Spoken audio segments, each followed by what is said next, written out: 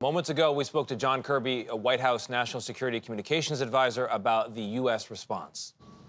Let's talk about deterrence, because after decades of war via proxies between Iran and Israel, we now have the first direct attack by Iran on Israel, and it follows the U.S. saying to Iran, don't. Well, they did. So what is the state of U.S. influence in the region this morning? I think another way of looking at this is they didn't.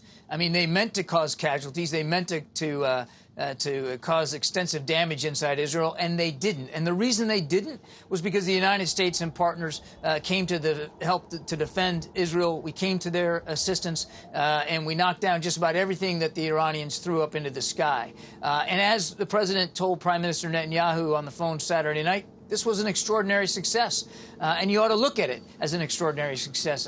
Israel proved that it's not alone, and they proved that they're militarily superior to Iran, and they ought to consider what that success actually means in the region. There's no reason for this to escalate further. The president doesn't want a wider war in the region. Everything he's been doing since October 7th has been designed to prevent that, and of course we're not looking for a war with Iran.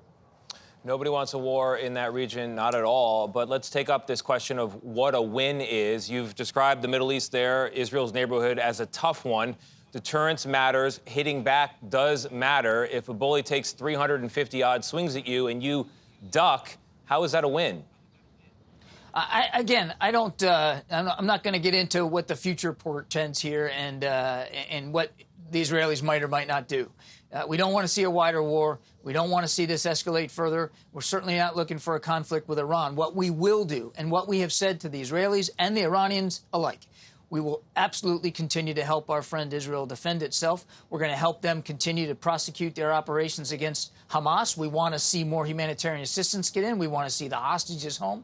And we don't want to see a wider war in the region. That's why President Biden will continue to hold Iran accountable for what they did Saturday night, as well as their other destabilizing activities.